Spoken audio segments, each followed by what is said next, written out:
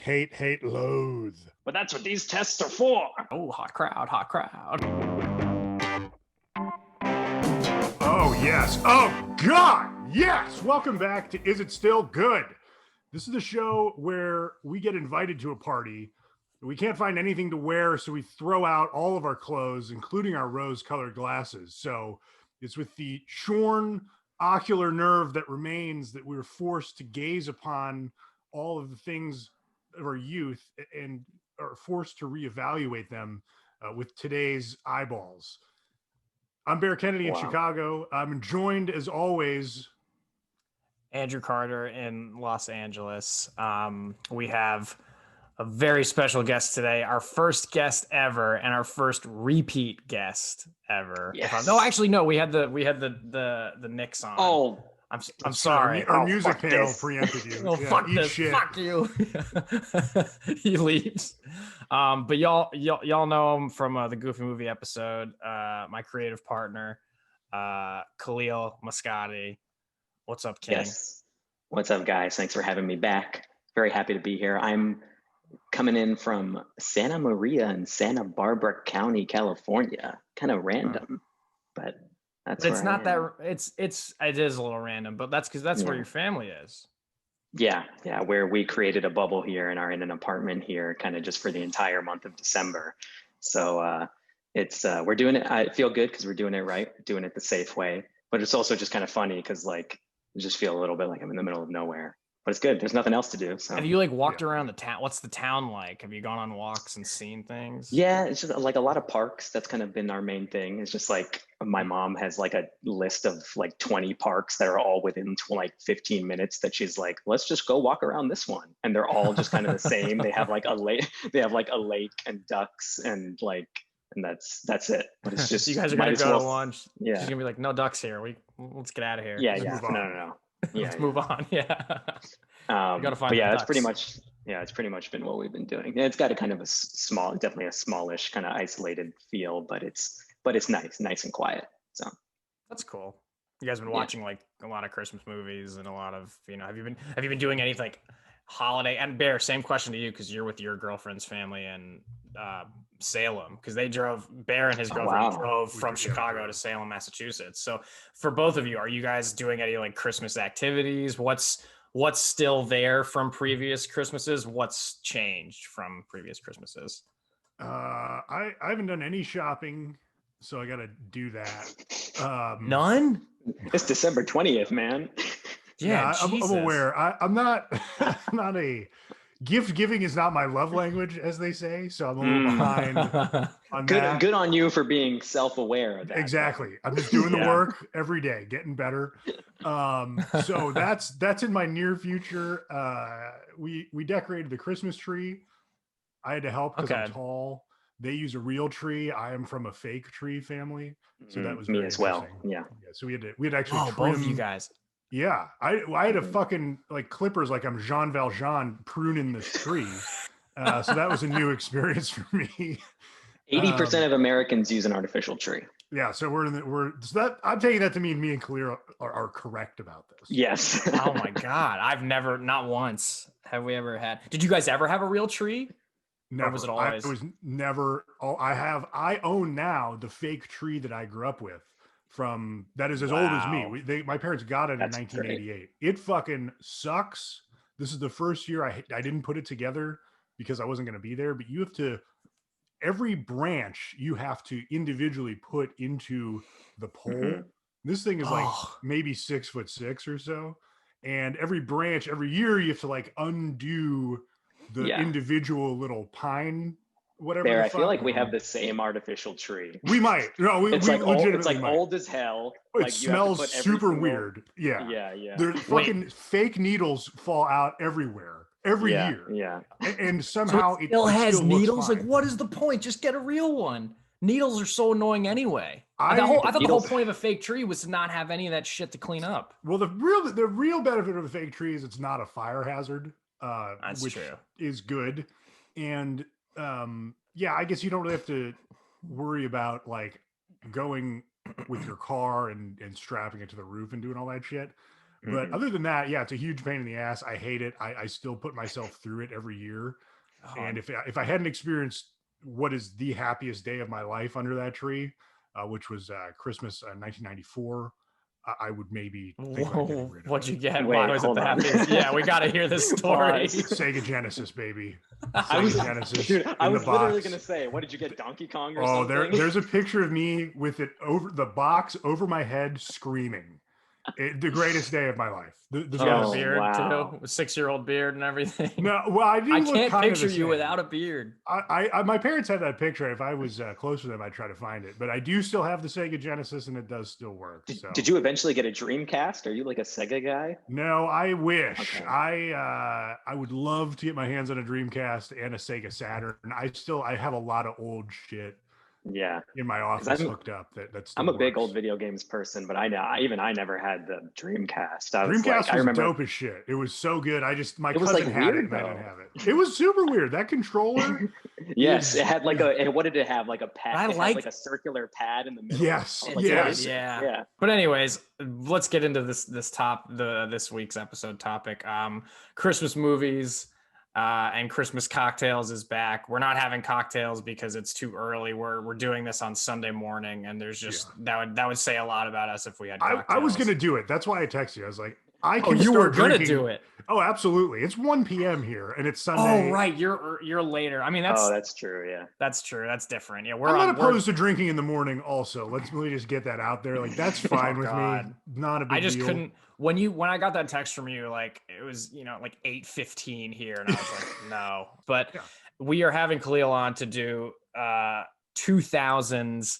The full title is Dr. Seuss's How the Grinch Stole Christmas, more colloquially known as the Grinch. The Jim Carrey one for The anybody. Clint that's Howard one. confused. The Clint Howard one. There you go. The Ron Howard directed one. So Kahlil, when was the last time you saw this movie? Actually, no, better question. When did you first see this movie? Because you were like 8 when it came out. Did you see it in theaters? I don't think I saw it in theaters. I want to say I saw it on DVD. I have a follow-up question. Where does it rank in your top 10 movies of all time? I don't think this one is in the top 10. It might be in the top 50, but Okay. yeah, top 50, top 40. Haven't gotten. I would that have loved deep. it if like Bear was saying that and we're all laughing. It's Like like Khalil's like 3. Yeah, that's why I asked. That's where it is. Yeah. No, especially based on my last appearance on this podcast, very fair question. No, I believe I saw it for the first time on DVD, probably when I was 8, probably in 2000 or 2001. And yeah, and I loved it. I always thought it was hilarious. I thought Jim Carrey was great. I like growing up, like my family, like especially my brother and I were like big Jim Carrey fans, and so that added to it. And so that was like basically the main reason. And so like I loved it and thought it was hilarious, but never thought that much more of it. But then kind of what made it come back around for me, which actually solidified it as like, oh, I actually really, really enjoy this movie, was then when I was a senior in college. I realized that like the group of friends who I would hang out with the most actually all also really loved this movie.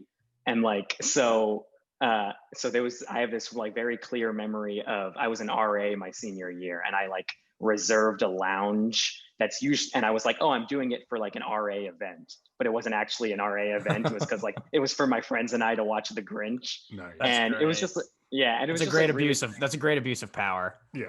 That's textbook. Terrific. And we're all like, like 21, 22 years old and like watching The Grinch. And one of my really good friends in college, shout out to Justin G, who I like make music with sometimes and stuff. He was like, shout out. He was like, Bear always laughs when we do shout outs because I he hate never it. does them. I always do them when I get the chance. I know. he was very insistent that Golden Hood eggnog was this amazing thing that everyone had to try. And I'd never heard of it before. I'd never really drank eggnog. That was never a thing for me. And he was like, hood eggnog you can kind of find in any department store. But then there's this gold hood eggnog that's actually much harder to find. and much like kind of secret and much, actually is much better. And so like we found this golden hood eggnog and drank it while watching the Grinch. And All so right, that hang on. stands. Yeah. That's a lot of dairy insider knowledge to process at once. So Yes, what? very insider. So is this not a joke? Is this like a real thing? I know It's a real thing. So Yeah, so there is a secret version of their Yes. eggnog that is better. Yes. So if you Google it right now, it's a golden carton, and it's gold Google hood this eggnog, right now. and it's supposed to be better and harder to find. So like their normal one's like red, right? Yeah, their normal one's red or white, red. I believe. Golden Yeah. eggnog. Yeah. Here it Yeah. is. Is there booze in it already, or what's the deal? That I can't remember. I want to say no. It doesn't look like there is. I'm looking at it right now. It's on the I Hood don't think so. website. Yeah, this recipe has been a secret for more than 50 years. The good times are as plain as day. Hood Golden Eggnog's blend of extra creamy milk, sugared yolks, and spices make it a holiday favorite, whether you drink it straight from the glass or use it in your favorite recipes. Yeah, it doesn't look like it has alcohol in it already. Where to buy? I'm going to see if I can find this. Okay, eggnog, golden, any. In my zip code, here we go. Within 5 miles. No stores were found. Oh boy. Let's see, within 40 miles. No stores were found. Damn, this is like finding gold. I'm pretty sure literally. we bought it. We found like the last one at like a CVS in Union Square in New York, like something So like did you that. guys just go on an eggnog search, or like, because this was before I think you could do stuff like that, right? Oh, this store has it. Like, yeah, I think we were just like, because we were in New York, we were like, somewhere's gonna have it. right? This is Yeah. fucking one day. nuts to me. Yeah. I can't believe Yeah. they make a normal eggnog that's like for the rubes, but if you know a guy, you can get like the good shit. Yeah, That's fucking no, I'm telling you, this crazy. is, and so this is the context now, and so that's why I like this movie so much, is because not only did I love it growing up, but then I kind of like rediscovered it That like memory. at Yeah. 22, and now it's very much tied to this Yeah. memory. That of makes a watching ton it of sense. with my college friends. That's like, yeah, that's exactly the reason why we do this show, is because of memories like that. It's like that memory is tied to it.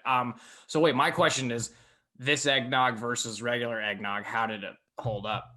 How did it compare? I thought it was better. I thought it was really good. I'm not an eggnog expert at all. I've drank it like I can count on one hand the amount of times I've drank eggnog. I've never even had it. I love it. I use it. So here's a very Chicago thing for me. Like Oberweis is the nice milk in Northern Illinois, and they make an eggnog that is killer. So I always get that. It comes in a fucking glass bottle that you have to pay a deposit on. And they used to, Oberweis, I don't know if they still do, but they used to actually have milkmen, like as recently as in the last 10 years, who would deliver this shit to your doorstep. Wow. And I get eggnog. I get an Oberweis thing of eggnog and use it the entire month. From when I first see it in the store, I use it as coffee creamer. I love that shit. That's awesome. Is there booze in it already? No, you got to add your own booze. That's for nighttime. Morning, you throw that shit in your coffee. What do you add to it? 4 eggnog related pounds every December. What do I add for booze? Yeah.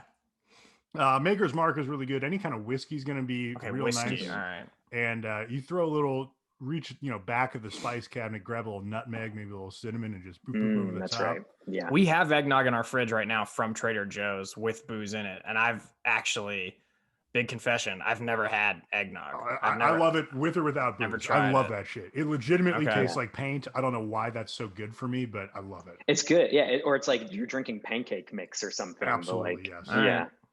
I'll try it at some point. Very interesting mouthfeel. Yeah. Very interesting. I like it a lot. Should I have Zoe bring me up a little glass right now to try it while we're recording this for the first time? I like that for 2 reasons. Yes, you can try it on air, and also I like the idea that you're commanding your wife to bring you stuff. Oh God, that sounds terrible. It's only because I'm upstairs and she's downstairs, and I will ask her very politely. Hi, babe. Can you please bring me up a very small glass of eggnog? My autocorrect it to egg boy. Can you bring me my egg boy? Going to try it for the first time on air. Let's see what she says. She could be out taking Bill or something, but well, it'd be great if she brings it really late in the show. That would be funny. But for me, eggnog cannot be served cold enough. So what I found that works is if I take a mug and put it in the freezer, like earlier in the day, later when I'm a little stony baloney and I don't want to get into that eggnog, grab that frozen mug and like it keeps it nice and cold. So if eggnog gets a little warm, it goes from a delight to undrinkable. It's a good nightmare. Oh wow. Okay. Yeah. Kahlil, when you bought it, because this eggnog that we bought at Trader Joe's was room temperature, like on display, but then you open it and refrigerate it. Was the one you bought? Was the one you bought refrigerated, or was it? It was already in the refrigerated section. That's great. So you can just get right into it. Yeah. Yeah. Okay. So Zoe says yes with ice. I'll say yes, please. Going off of what you guys said to have it super cold. Yeah, the ice. You want to make sure it's cold as shit. You want to get to it fast because when the ice starts melting and watering it down, I always find that to be unpleasant. Also, right. I don't think I ever had it because I think as a kid I was like, "You're drinking eggs, gross." Eggnog, no. It just the name of it really turned me off. Not a very pleasant name, yeah. No, and then it's not like I would like go to holiday parties and people would be like eggnog. Like it's just like you have like if you go to a holiday party, yeah, you can have like holiday cocktails, but it's usually just like regular drinks. And, you gotta have eggnog for a Christmas party though, with booze in it. And the 1 year I threw a Christmas party at my house in college, drank a ton of eggnog, got shit faced by like 10 o'clock. I remember puking outside into the gutter, and then for some reason I locked myself in the back seat of my car to like take a nap. And then I woke up at like 4 o'clock ready to party, and everyone had left because it was 4 a.m. What year was this? Was I at that party? This was probably Christmas of like maybe 2008 or so. Might have been there. I would have been probably 20. Yeah, I was. I just remember. I remember getting so drunk, throwing up, having one of my roommates come like, "Are you gonna be fine?" Like, I just need to close my eyes. Was that at the Spruce Goose? Yeah, and then I did it in my car, which was probably dangerous if I had thrown up and asphyxiated or something. Oh wow, so my lovely wife Zoe just brought me some eggnog with a dash of cinnamon. If you're watching this, you can see it's in a very small glass. There's a nice ice cube in there. Again, a dash of cinnamon in there. All right, first time ever. Bottoms up. He's gonna fucking hate it. Might be an acquired taste. We'll see. I don't mind it. It's not my favorite thing I've ever had, but like I could see why someone would like enjoy this and have it, but I think that like I don't know. It's very seasonal. Oh, yeah, it feels like, and good luck drinking that shit in January. Yeah. Right. Like it feels like, especially with like the alcohol already in there, it kind of just feels like whiskey and milk. Feels like you're drinking like spiked milk. You know how people like spike their coffee or spike their, it's like, hey, you want to spike this milk? That's what it feels like to me. I've definitely drank spiked milk. I've drank vodka and milk specifically. Like that's the only two ingredients. Like not a White Russian, dude. Like just those. Yeah, I've done that. What? Oh my God. As an eggnog lover, I believe that. Yeah, it's not great. I don't recommend doing that. Yeah, but guess what? It doesn't sound great. I also the smell is kind of like making me recoil a little bit. It's usually on the verge of sour. Like if you smell a bad half and half before you put it in your coffee, like, ooh, not going to use that. Like that's kind of almost where you're at. All right, I just tried it. Thanks, babe. Yeah, and that confirms that I really have never had it. Because I was like wondering maybe that, but that taste, it's like no, I've never had that taste. It's very specific. Yeah, very specific. It's not for me. It's okay. I get it. Like I get the seasonal aspect of it. But I'm never gonna seek that. Now here's the thing: if you tried the secret golden one, it might change your mind. I cannot wait to track that shit down. You got to do it. I feel like they got to have it in the Midwest. I'm not surprised they don't have it within 40 miles of LA County. But I feel like in the Midwest where everything's like old, they got to have it. That's what you think of us? Everything is old? No, I just mean that why like don't you take that eggnog and shove it directly up your ass? Well, no, I just mean like, oh fuck you, Bear. Let's get into it now. I've had it with this podcast. I've had it with you. Dealt with you every fucking week. No, but I think that like there's a nice appreciation and preservation of like Americana in the Midwest, and so I feel like this just falls under that category. I don't know. This is the most West Coast bias this show has ever been, and I frankly will not stand for it. I frankly will not stand for it. Bear hangs up in 5 hours. I get a knock at my door. He's here. Yeah, I've driven. Kahlil and I are still talking. We're like, so is he coming back? I don't. So okay, so when was that your senior year, Kahlil? When you did that? Okay. That's a nice senior year memory for sure. I get that. It was great. I get that. And like watching it with your friends and like laughing and all that. So when you watched it as a kid, was it in heavy rotation? Did you own it and did you watch it every Christmas? Yeah, I owned it. Pretty much watched it every Christmas. The other thing that as a kid made it really stand out was that I got, as a stocking stuffer one year, I got a Grinch doll that looks, I wish I had it with me, but it kind of he looks kind of scary in it. It's like his face is really kind of wild-eyed and crazy. But and it was one of those dolls that when you squeeze him, he says quotes from the movie. Nice. Bear thought I was going somewhere else with that. Yeah, like, oh. Like when you squeeze him, what? No, he says quotes from the movie, and so like that also just added to like I already think it's a very quotable movie, but that just added to like I will list for you now what the doll said.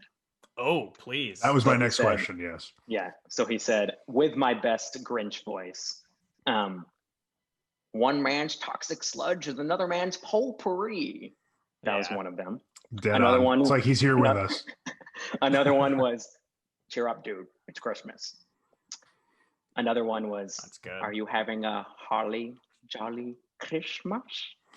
And finally, the last one, which was my favorite, is, who knows? This jubilation could change my entire outlook on life. Wow. The doll said. That's good. Those are good. Those are good quotes. Yeah, like, I'm glad it wasn't just like I'm glad it wasn't just like boo or anything, small that he does. But yeah, so I was a big fan. Yeah, pretty much, DVD, pretty much every Christmas, the doll, and then plus the adult. Was it a family thing or was it like you and Omar? I think it was probably usually just me and Omar, but I think the parents joined sometimes. Okay. Yeah. Because that was the thing. I saw this movie opening night. I remember November 17th, 2000. I swear to God, I remember exactly. I feel like you've seen a lot of movies on opening night. I've seen so few on opening night. Like I don't enjoy it anymore, certainly, but even back then, there is not much I've been to on opening night. I have a specific story about like the opening weekends of the Grinch, because so we live in Riverside, Connecticut. At the time, I think we were in Old Greenwich, Connecticut, and Ron Howard lives in Greenwich. I don't know if he still does or if he probably has multiple houses, but like, it was a known thing that like he lives in Greenwich. And opening night, I saw with my friend TJ, my dad took us and loved it, had a blast. And I remember that was the first time that I started to become aware of like box office numbers. And I remember like reading like, oh, The Grinch made 55 million this weekend. And then, because I was like 12. And then the next weekend was Thanksgiving weekend and it made like 52 million. It dropped like 4%. And on the Sunday after like Thanksgiving weekend, my dad and I went to this deli off of Greenwich Avenue called Katzenberg's. And it was just us and then like a big table in there of like, 12, 15 people or something. And for whatever reason, I was at a phase in my life where I was starting to like understand celebrity and like famous people. And I would always like mess with my dad, like, Dad, that's, like Eddie Murphy, and it like wouldn't be, or like, Dad, that's George Clooney, and it wouldn't be. And we're at this place, and for some reason I knew who Ron Howard was because I think they were like, he lives in Greenwich, and I was like, I'm gonna find him one day. And I see this guy get up and he's on a cell phone. And I'm like, Dad, that's Ron Howard. And my dad was like, yeah, I know. And I was like, wait, I was right. Holy shit. And it was. And then he's finishing his phone call at like the front of the restaurant. He's walking back to his table. And my dad stopped him and was like, Ron, just want to let you know, my son and I really enjoyed The Grinch.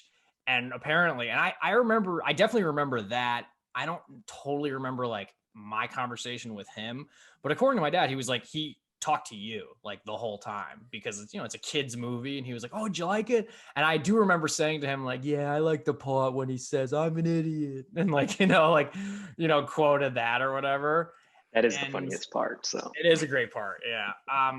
But I remember quoting that to him and he was really, really nice. And he couldn't have been lovelier. And I think he was probably there with like his family. So there was probably a young Bryce Dallas Howard at that That's table. I was just thinking, oof. Yeah, I know. that was your chance. Yeah, that was it. And I blew it. No, but so he couldn't have been nicer. And then like 10 years, 11 years later, when I graduated college, I was home like, I think it was like late May, early June of 2011. We're having dinner at this restaurant. Who comes in with his wife, Ron Howard, and they're sitting at the table next to us. And we happened to finish our meals at the same time. And I actually just like went up to him again. And I was like, hey, I just graduated film school. Like you probably don't remember this at all, but I met you like at Katzenberg's like 12, on the opening weekend of the Grinch or something like that. And he was like, oh, wow, great. He was still like the same really nice guy. But I said like, oh, I just graduated film school or whatever. And like, moving up to LA or whatever. And he was like, oh yeah. It's harder now. It's harder now. Good luck. Like it's harder now. And I could tell that he was like, he almost felt bad that I had just like said that and graduated and was moving to LA. Cause he was probably like, oh God, it's probably not going to work, is it? Yeah. He really did a poor job of hiding that from you. Like, yeah, it was. And I remember like, cause I had just graduated. So I was like feeling like, oh baby, like here I am, just graduated, meeting Ron Howard, like my ticket. This is it. And he was just like, oh God, honey, no, like don't go into welding or something, like do something else. But, plastics. oh, it's yeah, harder now great. is the funniest thing he could have said to you. That is That's amazing. Yeah, that's amazing. That is and guess what? unbelievable. It's about 10 years like later from that. And it is fucking harder now. It's harder than it was 10 years ago. Like, but I'm not gonna give up. But so like he couldn't have been the nicest guy. So that's kind of how I've always remembered the Grinch, is like just remember meeting Ron Howard and how nice he was. And I remember like, yeah, enjoying the movie. But like I gotta say, watching it, Zoe and I watched it last night. I honestly think that was the first time I had watched it in full, probably since like, I don't know if it was the theaters or like, cause I remember when it came out, I must have like rented it on video or something. We never bought it, but like, it had been at, maybe like 18 or 19 years since I had seen the thing in full from start to finish. And then before we, I guess, get into like the history of it and like the stuff that we've like researched, Bear, what was your experience with the Grinch as a kid? I'm like you. I've never watched this movie all the way through. I think I saw parts of it on an airplane. Wow. And then I guess because it's been on like the ABC rotation. Oh yeah, on cable. I could do a whole separate podcast about the ABC Family 25 Days of Christmas. Yeah, you know what? That's probably I totally forgot about that 25 Days of Christmas. But I think you're definitely correct. I've probably seen it as part of that, just flipping through cable. Right, 100%. It's on that every year. Now, did you guys do it? Because I read a little bit about it, and it's funny. This sensation was washing over me as I watched it last night. It looked like it was a fucking pain in the ass to make. And that's what I found out, that it was a massive pain in the ass. Like Jim Carrey was not happy. He had to sit in that makeup chair for like up to 8.5 hours to get on that fucking suit and the makeup and everything. And it just looked so, I mean, look, it looked like credit to the filmmakers to being like, yeah, this is exactly what Whoville probably looks like. And, this construction that you've done is like pretty spectacular, but my God, like what an elaborate, difficult movie. And like the constant movement and the sounds and the music and just all this like loud collision of things. It just did not look like it was a fun movie to make. And I find that bizarre because like there are fun moments in the movie, but it just, I don't know. Again, the sensation that I was feeling watching it. It was just like, especially when he's on that tiny little car that he steals. I was like, oh my God, that like Jim Carrey was probably having a fucking fit, like driving that thing. Yeah, I agree. I think this is a tough movie to watch when you know kind of a lot about production, because I had the same thing. I was like, whoa, this looks like it was quite a bit of work. Especially since there was a Grinch movie just a couple years ago that was animated. It's like, Right. yeah, that makes more sense for achieving this level of visual weirdness. I love the effects in this. I love the makeup, but wow, that's a lot of work. Yeah, a ton of work. Yeah, I mean, it definitely. costs like and not just the Grinch makeup, but just the Who Knowses. Yeah. Like those probably were an absolute like nightmare to get put on you and to put on people. But they achieved that look. But yeah. What I read is Jim Carrey, like this makeup artist. Hang on, I have his name. Give me 1 second. This was a guy who like kind of like slowly started to quit the industry after the Grinch for a while and didn't come back until he was summoned by Gary Oldman for Darkest Hour for Winston Churchill. Rick Baker? No, Rick Baker was like, this was a makeup artist who worked with Rick Baker. His name was Kazuhiro Tsuji. And this whole section about the Grinch here in this article that I found. So here it is right here. I'll read it. Production on How the Grinch Stole Christmas was not easy for Jim Carrey. He was encased head to toe in green fur, which was yak fur dyed green, in a design that kept changing, and the fake snow on set kept getting into the gigantic contacts he was forced to wear. The way Tsuji tells it, he took these frustrations out on the crew. So Tsuji says, once we were on set, he was really mean to everybody. And at the beginning of the production, they couldn't finish. After 2 weeks, we couldn't finish 3 days worth of shooting schedule because suddenly he would just disappear. And when he came back, everything was ripped apart. We couldn't shoot anything. So he once, according to Jim Carrey's publicist, he once told the LA Times that making the Grinch was a real lesson in Zen.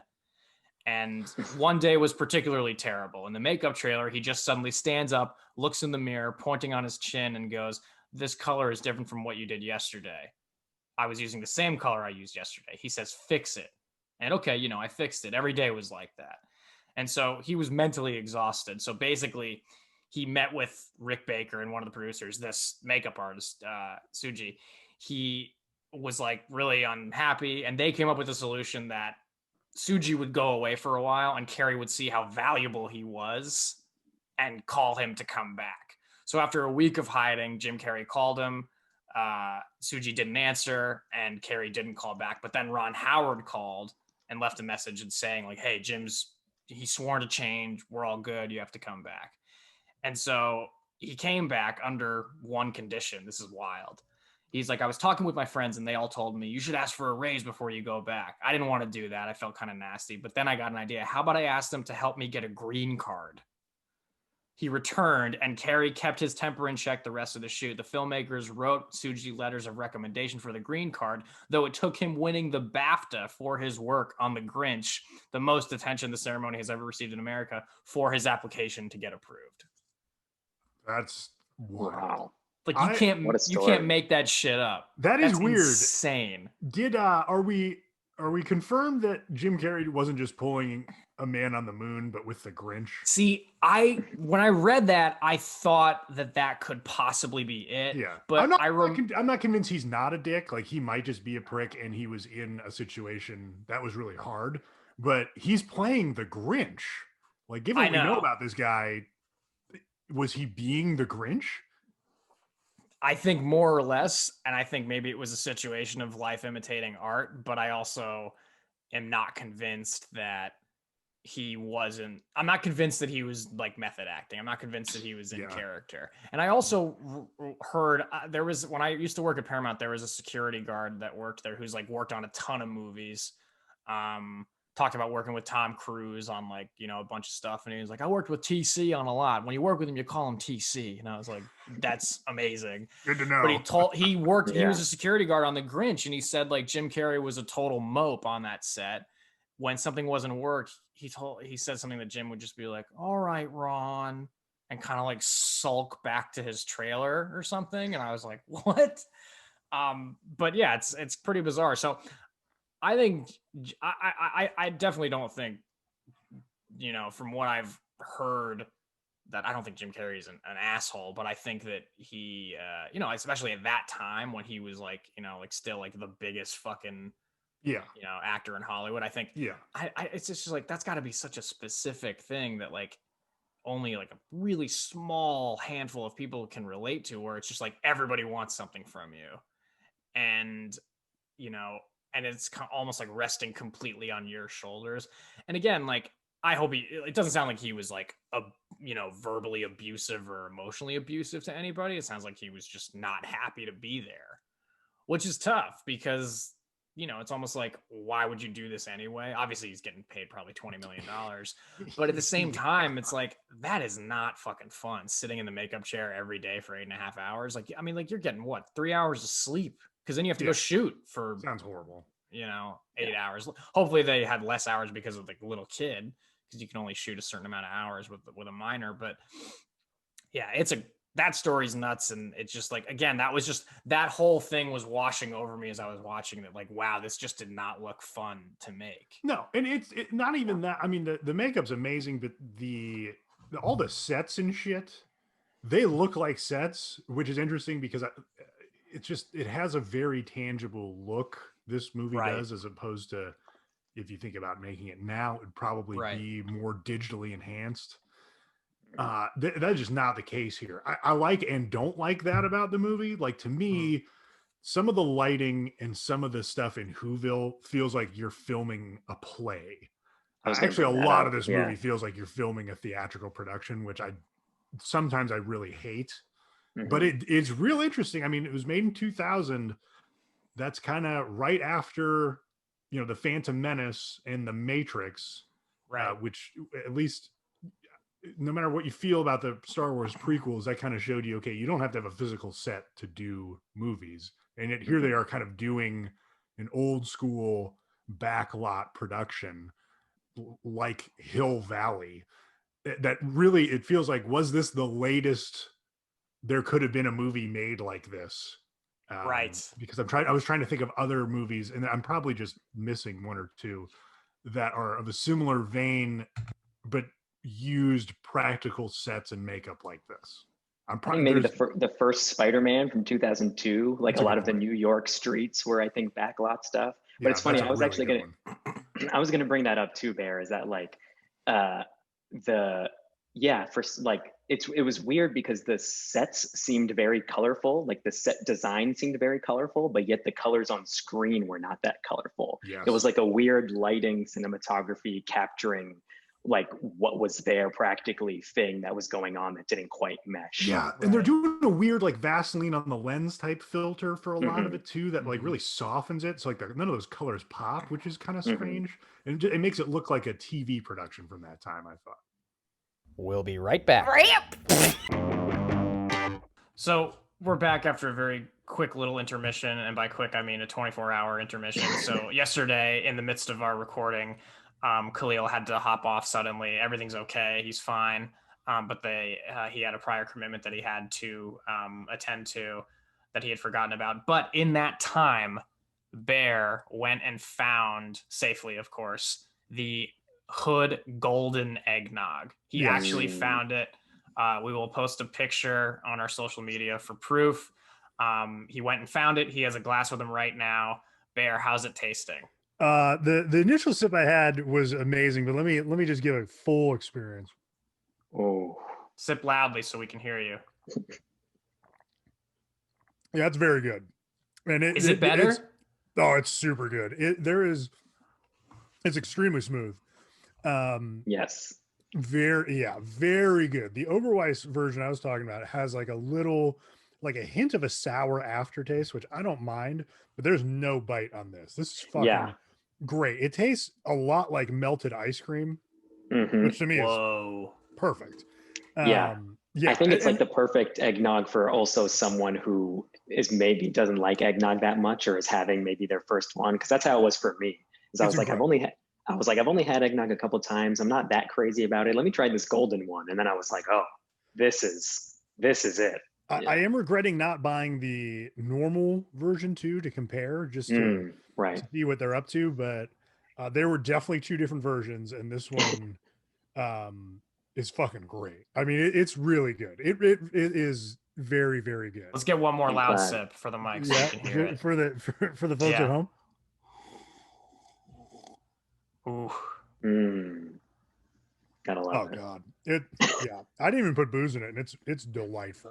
I was just gonna ask if you put something in there and you didn't. No, I wanted its full, like, unadulterated flavor profile before you wanted the Virgin Mary. I did. I feel validated. Justin G is validated. So. Yeah, just for the record, I feel validated. I feel seen. Yeah, I didn't trust you at all. Like I wanted to know for myself. So I'm glad you probably didn't trust him because of where a Goofy movie is in his top 10. But let it be known here and now, and I will always defend this. Kahlil Maskati has good taste. Well, this Egg Nog certainly brought me to his side. This stuff is fucking great. You were like, if I know your movie rankings, I don't know what your Egg Nog or your sweets ranking is. Yeah, how's his palate? Ugh. Yeah. What's your favorite sweet? He's like, peanut brittle. Just like, or what's a bad sweet, like toffee? Licorice, black licorice. Black licorice. Black licorice. My God. So let's get back into our conversation about the Grinch. When you last heard us talking, we were talking about how the colors in it were very good, but the lighting was kind of dim. And we were talking about the difference between, shooting things now, which a lot of it is on location, versus what the Grinch was, which was, all built completely to shoot on, because it's not like, we're actually gonna go shoot in Whoville. Like there's or using a blue screen, like and it, like, Whoville's fucking weird. It is like a fairy tale land. If you had somewhere stand in for it, which would almost certainly be like Toronto or some shit, it wouldn't read like a weird fable. And Dr. Seuss obviously has a strange style to his books. You kind of could pick it out of the everything's kind of slanted, which might explain the abundance of Dutch angles in this movie. No, that's the one thing I remembered about this movie was Dutch angles constantly, and so many. It's like every shot. Which I don't know if it was necessary. I mean, maybe it added some hint of like zaniness, but sometimes I'm like, It's a lot. Like that's my issue with it, is that it's a lot. It's a lot. There's some really aggressive wipes, which I really appreciated. There's one where like lights swing down and like wipe it like a windshield wiper. That's ridiculous. Love that. One was great. Yeah, that one is. Which part is that in again? I don't know, but I remember. I think it's during the Stealing Christmas montage, and the Grinch is swinging on lights, and he's like, "Oh yes," and it wipes. Yes, I remember that. Yeah. But one thing I appreciated about this movie is like the fact that obviously Dr. Seuss's story is really just like, just Christmas Eve, Christmas Day, how he's like, I'm going to go steal it. I hate this shit. And then Cindy Lou is a pretty minor character, but that's what causes the Grinch, his heart to grow and then carve the roast beast. But I liked that they get into the backstory here and they had the flashback section to when he was a baby. What'd you say? Yeah. I did not remember that at all. And I think I would have, because when he's a baby, I was surprised they didn't credit Rob Bottin. He's fucking Quato from Total Recall. He's like the same puppet. It's wild. It does look very similar. But you know what's funny? Okay, so this thought was in my head as I was watching it, and I can't remember if I was high or not when we watched it. That just speaks to me smoking too much weed, which I don't even really. I smoke sometimes on weekends, and not even every weekend. So I make myself out to sound like this fucking fiend. But so we were watching that section when they flashed back when she's interviewing everybody. Like, that's the thing, because the whole point is to show like when the Grinch started hating Christmas. But if you could see him, like when he's, floating down by like the umbrella carriage or whatever, he bumps into that baby and then laughs, which is hilarious. Yeah, but so that just tells me that he was born bad. Absolutely. Yes. It has to be, that has to be it. He was born bad. 100%. Yeah. I mean, he's already green and his umbrella is already like fucked up. Yeah. So like he's already like it was like this is why he hates Christmas, but he was already born like a nasty little weird alien thing. Absolutely, yeah. It's definitely Yeah. a combo, but he's a bad dude from the start. But he was that born sequence bad. leads to the best joke in the movie, which is that one of the Who's has been fucking her boss. Oh my god, which yeah, is that really that out joke there for a is kid's so movie. funny. But did you guys catch the other one? I Right don't when the know. Grinch lands and he gets stuck in a tree. First of all, when that happens, though, he goes, "Oh, he's stuck in a tree. Like that's why he's bad or something." And I was like, "Did you not just see him hit the other baby?" But anyway, so he gets stuck in a tree and then he looks into the window and we see the window. Dude, they're at a swingers party. I'm not kidding. Like they're putting keys in a jar. And there's Who's walking around like humping, like subtly humping each other. Bear, you got to go back and rewatch it. I was losing my mind. I must have looked down. That is awesome. The keys in the jar. The keys in the jar is like obvious. That's serious a close tell. Yeah. But then like if you look in the background, there are like the way they're dancing is kind of like kind of promiscuous. They get down. So that leads me. So in other trivia that I found. Jeff Schaffer, Alec Berg, and David Mandel, who were like a writing trio on Seinfeld, who are now, they run every fucking great comedy on TV, Curb Your Enthusiasm, Veep, Dave, a bunch of different things. And they did it. Apparently they did an uncredited rewrite on the script, and I have to believe that they came up with that stuff. Absolutely. Those That is and smuggled in. Martha May. Like one of my she does is sexual. Mm-hmm. Everything like the lights and just like riding it and then the blowing the smoke. She has cleavage. It's very, very obvious what they're doing there. But her performance is also like one of the MVPs of the movie. Oh my god! I mean, when she says the muscles, I mean that's that's arguably the best line of the whole movie. It's hilarious. That's Christine Baranski's character. Yeah, Christine Baranski. God, she makes me so horny. It's so weird. Oh my god! Let me ask you this question. Yeah, does she make you horny in general or horny as Martha May? Definitely both. I mean, this was like. Oh, no. I don't think you can separate the two. She doesn't look that fucked up by the prosthetic. She looks a little fucked up. But she's still smoking hot, and she's good looking. Definitely in my like over 60 wood category now. Oh my god! Between this and Chicago was like just an excellent time. Wait, she's in Chicago? Yeah. Who's she in Chicago again? She's one of the. She's one of the fucking people who dances. She's one of the. Okay. One of the girls. Renee Zellweger's friend or some shit. Okay. Yeah. Well, look, as much as she's one of the girls, as much as her appearance is on display here, which yes, she's very beautiful, but Kahlil's right. She's also the MVP performance of the movie. I think she's hilarious. Absolutely. Just being muscles, super into the Grinch all the time. Yeah. Oh yeah, the muscles line is killer. Yeah. Also, the great Jeffrey Tambor. When he's hilarious in this. When he now canceled Jeffrey Tambor. Oh, very canceled. Yeah. That's tough, man. I mean, I think it's terrible what he did, but I've been rewatching the Larry Sanders Show, and my God, he is so fucking funny. But anyway, there's that scene where the boys come back and they were like, we were on Mount Crumpet, and he was like, your sons were where? Like they were bothering the Grinch, and he's like, oh no, I think they were just defacing public property or something. And Jeffrey Tambor goes, oh well, that's a relief.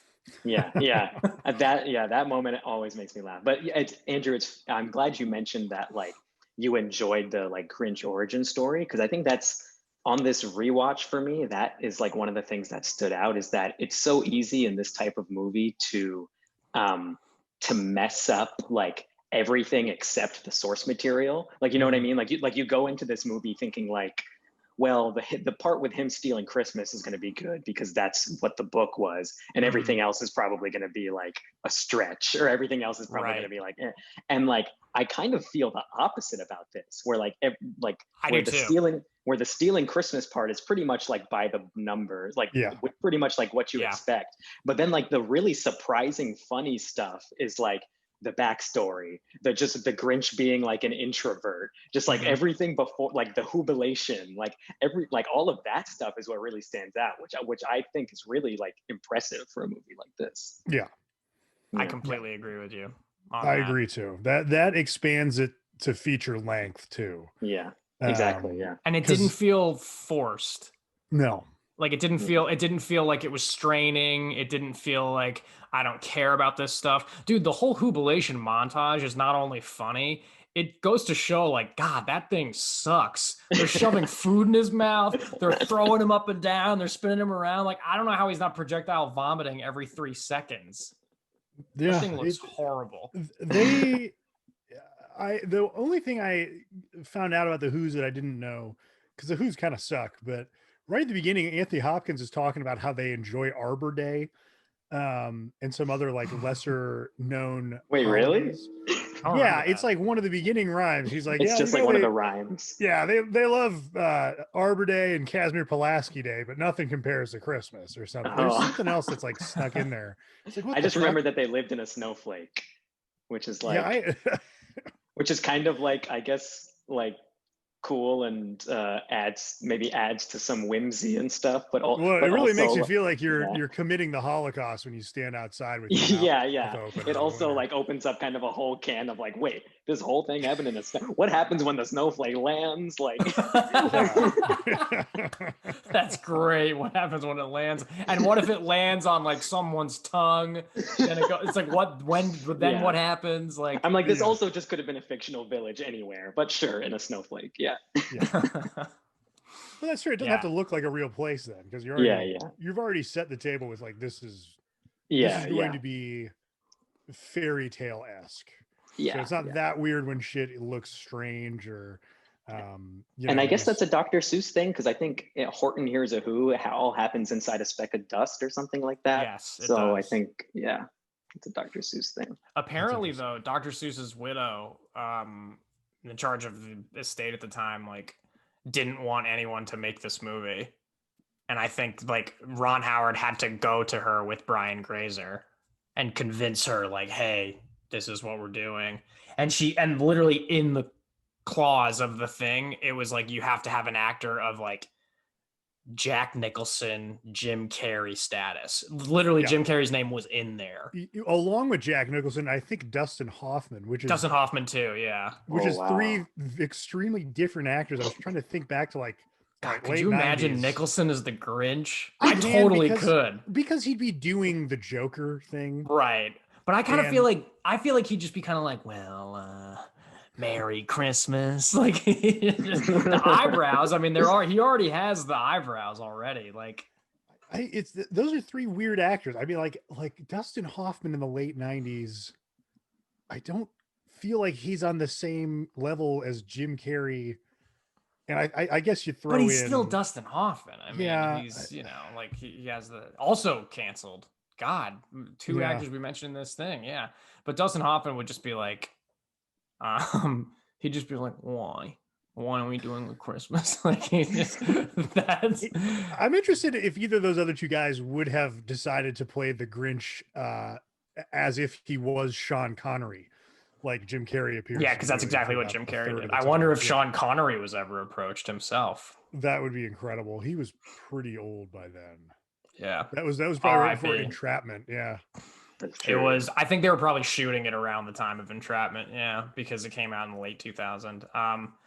It's funny, like thinking about this movie. Like this was the definitive Grinch for our generation. Mm-hmm. Like we all grew up with like the animated version, but like this was the movie that we went to the theater to see. And like Grinch, like when I think of Grinch, I think of this movie. I think of Jim Carrey. Obviously, there's the classic Dr. Seuss one too, but I don't know. This was just like ingrained in us. Like I remember being so excited for when it came out. Like the anticipation is almost what I remember more than the movie itself, of just like Jim Carrey as the Grinch. I was 12 years old. Like, do you remember the trailer?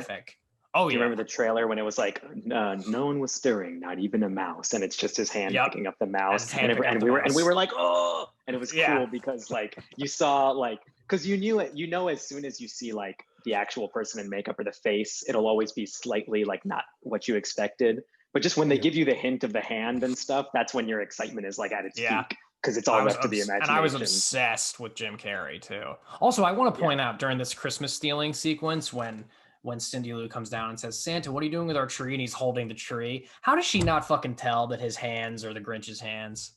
Yeah, I know. That's a little. Give me a It's a little break. suspension. It's a suspension of disbelief there. 'cause Right. she's I'm so not smart. saying, she's like, so what- smart the whole movie. Right, And right, that- and right. Just that- woke up. They could have Yeah. written in like, you know, she has bad eyesight or something earlier. Right. She does on the staircase then like give kind of a coy look, and she's like, don't forget about the Grinch.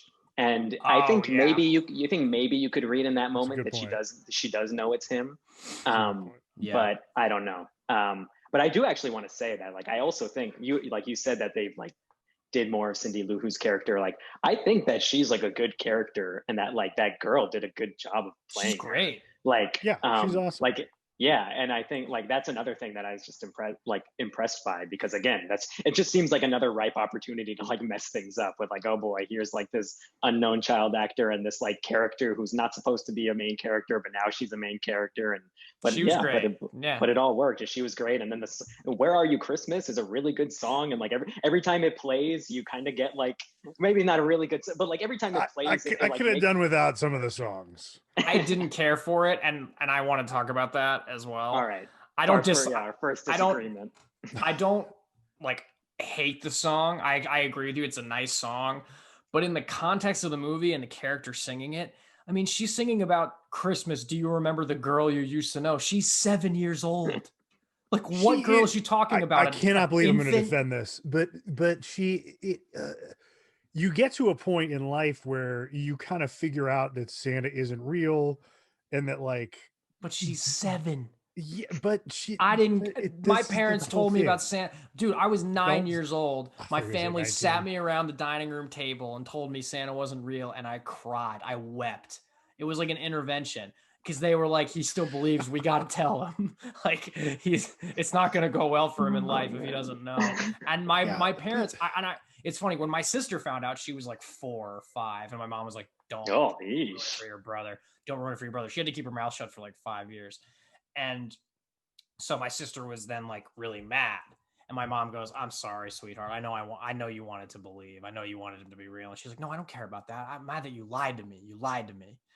And so for me, it was the opposite. My parents were like, I'm sorry that we lied to you. And I was like, I don't care. He's not real. Like, I just wanted Santa to be real. I wanted to believe. I was so mad and just sad, actually. Not mad. Just. But that's really the thing. heartbroken. She's singing about you. You have to have this true. reckoning at some point in childhood about what Christmas is, because it kicks so much ass That's when you're a fair. kid, and then eventually you're like, all right, it's fine. At least I get school off or whatever. And then I don't know, maybe you get to like, I'm 32 now, and I'm like, I don't want to do any of this shit.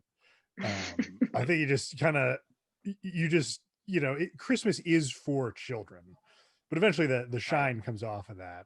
And that's what she's singing about. I didn't think the message of that song was bad. I didn't realize there was gonna be songs. I don't know, man. I don't always love songs. And then I had this really weird thought about like kids movies, and then I went down this weird like brain hole where I was thinking, I think I thought growing up that I would break out into song at certain points in life, just based on that happening a lot in the movies I watched. Yeah. And then I also kind of had to deal with like, I'm not going to do that.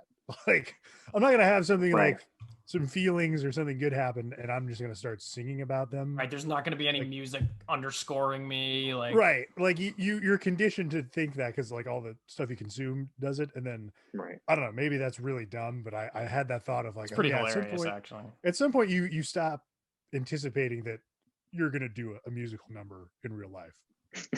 Right. What would your musical number have been? Both That's of a you. great- Like, if great you had to think of one moment.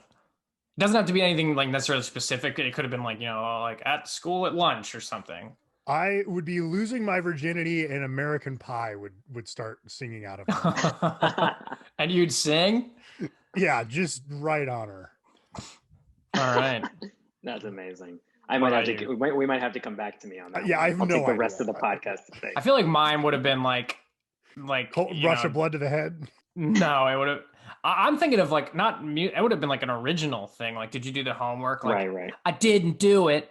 I never did it once. Like, I'll never do it again, or some And like shit. the rest of the class like breaks into it. Yeah, like, and then we all throwing leave notebooks. school and like never Yeah. come back. I mean, I think that's why musicals are great. It's because it does sort of tap into that feeling of like, oh, if obviously I'm not going to break out into song in this moment, but like if I did, this is what it would sound like. And I think that's right. that's kind of why they're popular. But I don't even know if this is. I like musicals. I just like in this context for this movie, that just hit me weird. I was like, why the fuck is there a musical number here? Yeah, I actually kind of want to hone in on that because I think there's only because it's not a musical, right? And I think there's Not only at two. all. I think there's only two songs, right? There's "Where Are You Christmas" and then "Mr. Grinch," or am I missing one?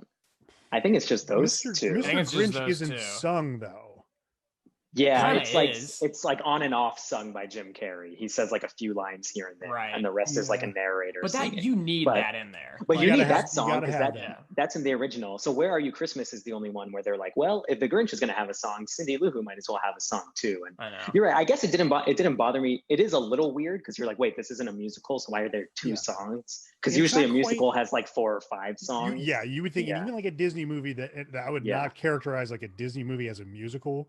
Yeah. You'd probably have like 3 songs. Mhm. Like I'm thinking like Beauty and the Beast.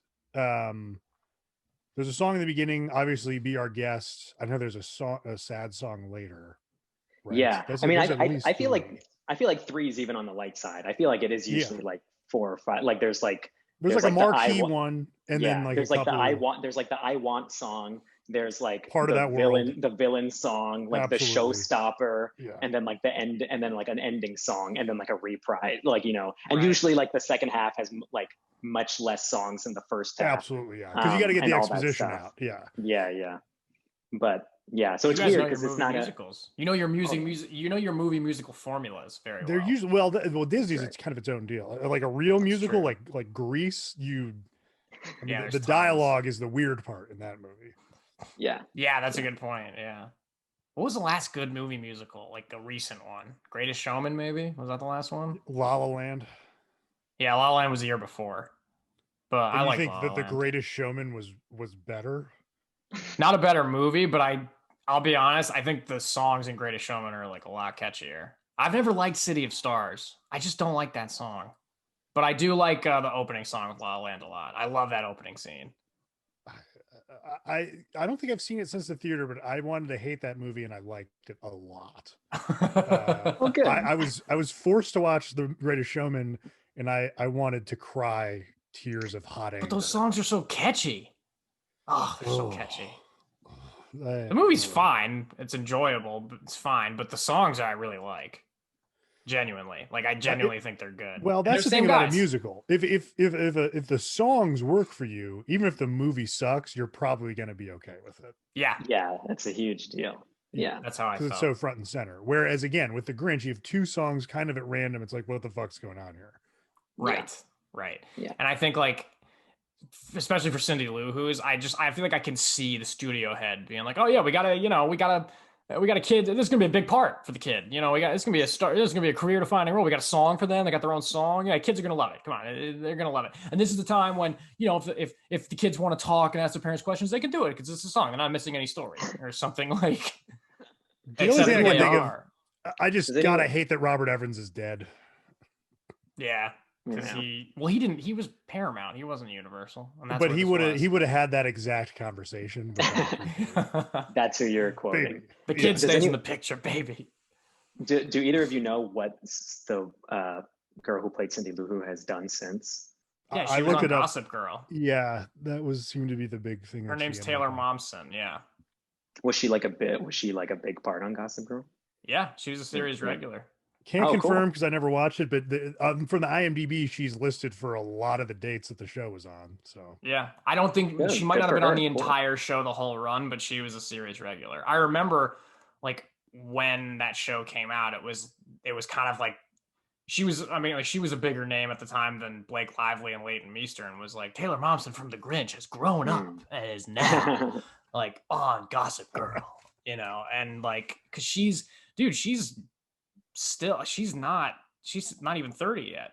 I think she was born in like based on my research, I think she was born in 93. So she's 27. That tracks. Yeah. Yeah. Because yeah, I mean, if she was 93, that means she was 6 or 7 when they shot The Grinch. Yeah. She's great in this. I don't know how the fuck Oh, she's you lovely. could Yeah. act against Jim Carrey in the Yeah. fucking makeup and Yeah. not And keep you a know, straight face. yeah, keep it straight and But just I remember think your that's shit. I think that's kind of the point is that like if it were me, a 12-year-old boy, like forget it. But a 6-year-old girl who hasn't seen Jim Carrey's movies yet and is just kind of supposed to like treat things as real. Obviously, you need a really good kid who's not going to break, but like I think that age and everything works. I think the younger you go, the more likely you're going to get someone who gives you a straight face rather than someone who's like it's Jim Carrey, because then you're losing days and like, then they're like, we got to get this kid off the set. God, imagine firing a kid. Oh, The God. worst. Did you ever hear the story about Jerry Maguire, the first kid before Jonathan Lipnicki? So Cameron Crowe was like, I don't want a kid that has done a McDonald's commercial. That's the only thing I don't want. And so they get this kid. And they're about like, I don't know, a couple weeks into shooting. And in the middle of one of the scenes, the kid just goes, I don't want to do this anymore. Just like straight up, I don't want to do it anymore. 5 or 6 years old. And he said that the whole crew was like, just immediately knew like, yeah, he doesn't want to be here. And like, there was just something so honest and not like complaining about it. It was just like, this isn't for him. It's just not working. Amazing. And so then they find Jonathan Lipnicki, and like the one thing he had done was a McDonald's commercial. And but they were like, he's perfect, we got to do it. And then later on, Cameron Crowe gets a call from the kid's mom of the kid who left the shoot and was like, just wanted to say like, thanks for the opportunity. And they were like, and she was like, and please thank Tom for all the notes and the movies and stuff that he's been sending. And Cameron Crowe was kind of like, what? Okay. And so they went and talked to Tom about it. And apparently Tom Cruise had been like sending this kid letters like, hey man, like it's okay. Like you did the right thing, here's some good movies for you to watch and enjoy. And I guess Tom Cruise was just like, apparently when confronted about it, he was just like, I just didn't want that kid to look up at a movie screen and think that like I'm a failure. And I thought that I was very moved by that when I read it. Of course, now he's screaming at people about COVID protocols. I would say maybe he's justified on that one. I think so too. I think he was like, it was kind of like, it's par for the course with Tom Cruise. He's an intense guy. Yeah, he is. And that's nowhere near as funny as the Christian Bale one. And not even on the same fucking planet as the Mel Gibson. Yeah, I film. don't put it into the same category. No, it's different. It's different. It's very different. Like Christian Bale's was insane and abusive, but also hilarious. Just wonderful. And Mel Gibson is just like that guy, man.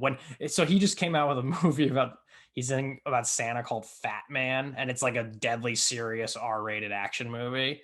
And when the news was announced, Seth Rogen tweeted with a link to the news of it, just saying "Ho ho Holocaust denier." Oh my god! I just love Seth Rogen, man. I love it. He's got some balls. Like he doesn't give a fuck. We share a voice, so it's always good to. You do sound like him, yeah. You do sound like Seth Rogen. That's true. You always have. Yeah. I wonder how he would have been as the Grinch. He would have been like, okay, I don't care. I'm of course I'm not into Christmas. I'm Jewish. Like that would have been his thing. Oh, did you read about that? They originally had a family of Who's called the Whosteens who didn't celebrate Christmas. And that got axed by good call Dr. there. Mrs. Seuss. Speaking of that, are you kidding me? You got to be inclusive. I mean, no, I think that was erasure. That's bullshit. Oh well, were they joking about it though, or were they like? Was it? I don't know. That's why I said that. It was a footnote that I read, but if I had to guess, it would be like there's one family that isn't into this whole shebang. I think if a Jewish person wrote that joke, then it's fine. That's what I think. But Ron Howard, I don't think is Jewish, and maybe that had something to do with it. Brian Grazer might be, yeah. I don't think Ron Howard is. I don't think so. But anyway, I actually wanted to. That's a good segue into what's next. So I wanted to ask you guys about the whole like metaphor of this whole story, because I feel like part of what I'm wondering is like them ostracizing the Grinch and the Grinch not being into it and him being different than all the other Who's, you know, different looking, different everything. Is it a metaphor for like, you know, getting rid of prejudice and accepting? Maybe. Yeah, I think that's as far as any moral comes out of the Grinch. You've got, you know, Christmas isn't in a store. You know, he steals all that's the the shit. main one. That's yeah, the main That's the one. big still- one, right? yeah. Of course. But Christmas is more than that. But yeah, the secondary one would be, yeah, don't pick on people because they're different. Mhm. And maybe even look, if you make someone's experience miserable, of course they're gonna fucking hate you for it. Right. Yeah. Like That's you what I can't take- even yeah. blame the Grinch. Yeah, that's Right. what I take from it, even more than like like any sort of metaphor for prejudice or racism or anything like that. I took it more as like oh yeah, sometimes the reason you think people are weird is because like you're not including them. You know what I mean? Like Yes. it's like you're the one who creates the weird outcast. You know? That's a Yeah, great We're point. Yeah. we were watching this, and I was not a weird outcast, but obviously the Grinch has taken some heat for having a full beard in elementary school. And my Yeah. girlfriend looked at me and was like, "Oh, a little too close to home for you." And I was like, as I a mean, matter of that's- fact, yes. I mean, that's the reason he burns down an entire tree. Yeah, because It's no one because showed his him how to beard got made shave. fun of. Yeah. Right. Yeah. Well, they Him also burning down the they've- tree, wonderful. That is It's amazing. awesome. That and also the escalated- fire it's very economic. Like the fire just goes Oh yeah, and then Very it it doesn't stops. spread to the town. Doesn't It's spread. like very safe. Yeah, Yeah, it's a safe fire. Never thought Very I'd say those targeted words in the fire. same it's a sentence. good arson. Yeah. It's a very good arson. targeted arson. Very controlled. Yeah, very targeted. But also, I thought that was so fucked up that they gave. Because I forgot that. I forgot that they gave him the razor.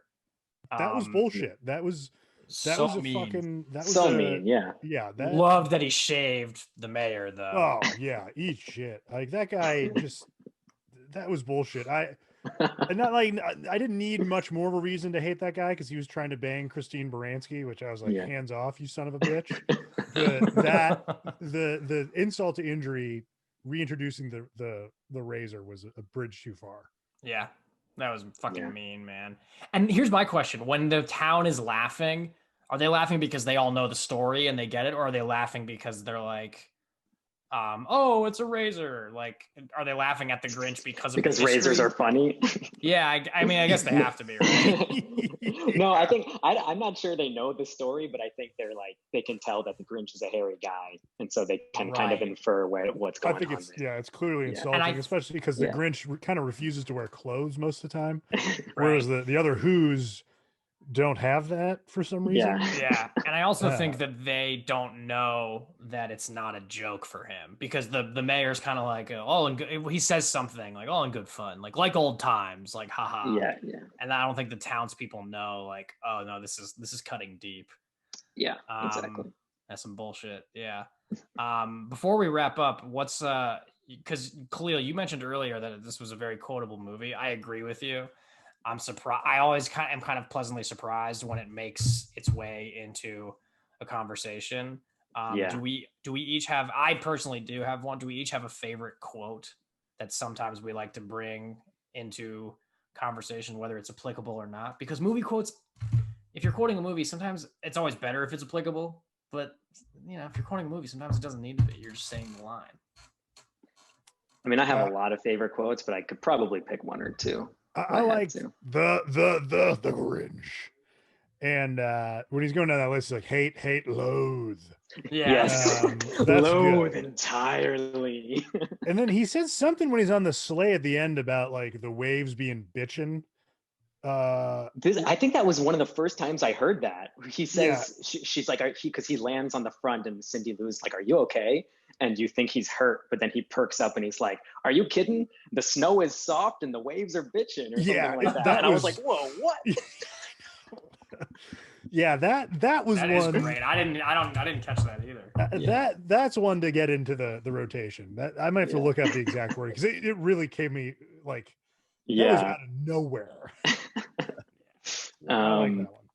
I would say the one I probably use like in most, the one that probably seeps into my life the most is when it's during the, like he's preparing to steal Christmas, the Mr. Grinch song. and he does the crash dummy test into the wall, and he goes, airbags are a little slow, and then he's like, but that's what these tests are for. I That's a like, for good some one. reason, I say that like way more often than I realize. I think I just said it yesterday or like the day before accidentally. Or just like, where it's just like you do something and like, you're making pancakes and you actually accidentally burn them or whatever, and you're like, that's what these tests are for. So That's that pretty one good. for some reason like seeped into my life a lot. And then I also really like when he's named Cheermeister and they're like, and here are the two old women who raised you, and the two old ladies come up to the stage and he goes, you two are still living. That's great. That made me laugh. Yeah. My first one that I feel like I sometimes say, relatively, like not necessarily all the time, but I feel like it definitely is applicable to my life because I make a lot of bad jokes and people don't laugh. I'll say, oh, hot crowd. Yeah, that's great. That's great. All right, so as we wrap up here, we're going to go to our guest first. Still, is the Grinch still good, or is it still good because of this memory only, and therefore isn't actually good, but the memory is good? I think it's still good. I did my best to throw out the nostalgia glasses. And then, so for the reasons I said, I think it's just really funny. I think Jim Carrey's hilarious. Mhm. I think like everything that they created in the storyline that was not from the source material actually lifted up everything, which is not what you'd expect. Like, it's not like the Cat in the Hat, which is super like unmemorable and bad because like I don't even remember what they added in that movie, like so like I thought that was great. And then I thought like all the Cindy Lou stuff was great. And everyone so I thought I thought it was still good. I definitely think the memories make it even better. Because then a moment that's just like normally funny then just becomes extra funny because you think of all the other times you like watched it and laughed. But to the best of my ability, throwing away the nostalgia glasses, I would say yes, it's still good. So it held up for you this viewing too? It did, yeah. And when was the last time you watched it before this time? I watched it the night before we did part 1 of the podcast. And then the last time I'd seen it before that was probably maybe 2017. Okay, so yeah, pretty recent. Bear, what about you? This movie sucks without Jim Carrey. He is doing a Bruce Campbell level of carrying everything here. The Lord's work. Yeah, which I appreciated. I just still can't figure out Ron Howard as a director. I don't know. He's sometimes he's great and sometimes he's just like a studio working stooge. Yeah, he's very like one for me, one for you kind of. That's what it seems like. And then the ones for him are like, what the fuck? So it is confusing, but in the same way that we talked about a little bit during Misery about how Rob Reiner's career confuses me too. Give me 1 minute. There's a ton of noise in the background. That's okay. We'll cut this part out. But this isn't one that is in my rotation, but no problem with it going in. This is a good holiday movie. It's really funny. It's not overly long. I cannot imagine watching it outside of Christmas, but that's fine. It is a Christmas movie. Right. Whereas I actually have watched both Home Alones outside of Christmas. Me too. And I think Black Christmas, the other movie we did, would hold up certainly during Halloween. But this one feels very Christmas specific. This is a movie that my girlfriend and her sisters, who aren't like movie people, they quote all the lines. So I think it really resonated with the right crowd. I liked it a lot more than I typically like PG rated movies. Yeah. It at times this feels like a Guillermo del Toro movie because you've got someone in really elaborate practical makeup and you've got, crowds of people kind of moving around for like 90% of the runtime. And that's weird and kind of fun. And then I don't feel like Ron Howard has ever made a movie like this or in this vein again. So that's just kind of strange, but I agree with everything. I liked the Mary Lou Who. I thought she was good. Obviously Christine Baranski, we need more of her. And I really just have no idea how you even put this together without Jim Carrey. He's amazing. Even the negative reviews I read about this were like, but Jim Carrey is fucking working his balls off and it's incredible. Definitely. So yeah, it's a kids movie. You expect some negative reviews. I think it's good. A great watch for Christmas. Yeah. So I hadn't seen this movie, like I said, in like 17 years or something, at least, maybe more. And what's funny is as I was watching it, I was laughing and I was enjoying myself, but there was this nagging voice in my head that was like, yeah, but there's something like missing a little bit or whatever. And then I just kind of realized like it's because I'm not 12 anymore. Like it literally, like it was like I'm not 12 anymore. Like, and I haven't seen it since then. And so I kind of let that go and just watched the movie. And at the end of the movie, Zoe turned to me and was like, "Did you like that?" And I was like, I'm still trying to figure it out. She's like, "I really liked watching that with you." And that kind of hit me like, oh, that's what movies like this, and specifically this one, are all about. Like, they're about the people you watch them with because they're so holiday and Christmas specific. It's like, you're not going to watch this movie between the months of January and October. It's just not going to happen. It's not going to happen. And I noticed a lot more this time that I appreciated. Like, again, the swingers party killed me. And I just thought that amazing. For that to be in there, like, even if the rest of the movie was terrible, I almost would have to give this a still good review because of that. The fact that they got that into a studio PG kids movie is remarkable. Like, that's amazing. And again, Christine Baranski steals the movie. But here's the thing. I didn't pick up on like that stuff the first time around, obviously, but the stuff that I remembered and laughed at, I laughed at again here. Like the I'm an idiot joke and the muscles, like all those lines are great. So yeah, I remember telling Kahlil not too long ago that I tried watching this movie again a couple of years ago and couldn't really do it. This time it totally worked for me, and I could absolutely see watching it again every Christmas. Like, because of like, what not only because of what Zoe said, but like also Kahlil because of what you said about like my friends and I have this nice memory, and it's impossible to completely let those out, to push those out. And you know what though, that's okay. Like, we shouldn't have to. Like, it's fine if you watch something and you're like, yeah, like, look, like, I know you're not the biggest fan of La La Land, but like, that movie was the first movie Zoe and I saw in a movie theater together, like our first movie date. And that's always going to mean a lot to me because of that.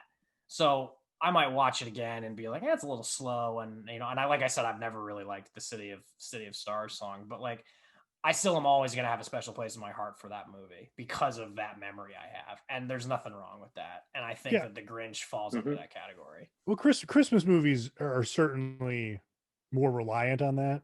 And I think that's okay. I think they all kind of are. So but that being said, like I said, there still is really funny stuff in this. And yeah, Jim Carrey carries the movie. No pun intended. He does. And Christine Baranski steals the show, and also my prostate. God damn. Yeah, she steals the show. Jeffrey Tambor is very funny. Taylor Momsen's adorable and really funny. Yeah. And again, this is even more specific, but the memory I have of like meeting Ron Howard as a little kid and how nice he was to me when he didn't have to be. That's really cool too. And then meeting him again 10 years later and saying it's harder now. That's just devastating. Incredible. Just awesome. So guys, this is really special. We all agreed. Like, this is great because last time is this a first? No, I'm sure you're on the show. On the show. No. I'm talking about with you, Kahlil. I'm talking about with you, Kahlil. Of the two. I think you mean the fact that Bear and I agreed is what. That's probably more accurate. Yeah, there you go. Because you and I have agreed before. Yeah, I'm pleasantly surprised. I'm glad you liked it, Bear. There's nothing to hate. There's really not that much to hate. Even stuff that I don't like gets papered over pretty fast by elaborate makeup and practical effects. Yeah. I've watched way shittier movies than this and loved them just for that stuff. And just because I was watching it and thinking, wow, this must not have been fun to make, it doesn't mean it wasn't fun to watch. Yeah. Like, I'm just watching that as a purely like technical bullshit filmmaker thing of just being like nitpicky. I don't mean that in the sense of like, oh God, this is just boring me. It was just more like, wow, this is elaborate. Yeah, how did Yeah. they get those Christmas lights to shoot directly on the house? Oh my god. That was incredible. Yeah, let's talk a little bit about the logistics of that machine. Is there a string? Is there a wire in between those lights, or are they literally just landing and sticking exactly where they should be? I In have no reality, you idea. you film it in reverse and play it back. That's what forward. that's Yeah. what I thought it was to me. Yeah, they must have filmed it in reverse because it looked phenomenal. And it was practical. It was definitely not digital. No, they just It pulled was the so lights out of the house. Yeah. Yeah, and you could tell that this was shot on film. I liked the little grain and the specks. Love some grain. Yeah, love some grain. Well, guys, so that wraps up our latest edition of Christmas movies and Christmas cocktails with no cocktails this week. We did have some sips of eggnog. That was about it. If you like the show, please give us a 5-star review on Apple Podcasts, iTunes Podcasts, whatever they're called now. Give us 5 stars. You can definitely also write something. You can write something terrible about me and Bear. It's totally fine. Kahlil also has a Grinch sock that he's holding up. That's terrific. That's right. That's right. So Kahlil, you're plugging the Grinch socks, right? I'm That's what plugging the you're plugging. Grinch socks. Do you have more than one? Yeah, no, I have 2. I just All right. grabbed one. No, I actually wanted to plug, since we're talking about Christmas movies, I just watched for the first time like a week ago. There's an animated movie on Netflix called Klaus with a K. I hear it's really good.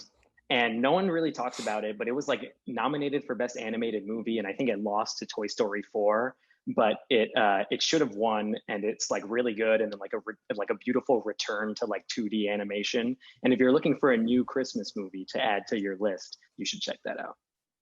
It's a great plug. Nice. How much did Netflix pay you for that one?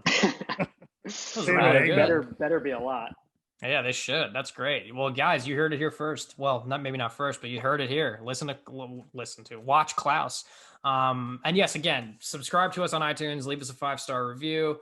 You can follow us on Spotify. Find us on Instagram at StillGoodShow. You can send us an email, stillgoodshow@gmail.com. And finally, our website, stillgoodshow.com. We will see you next time for our final Christmas movies and Christmas cocktails, where Bear and I will be reviewing, wait for it, Eyes Wide Shut. Yes, it is a Christmas movie. Anyway, thanks, guys. We'll see you next time.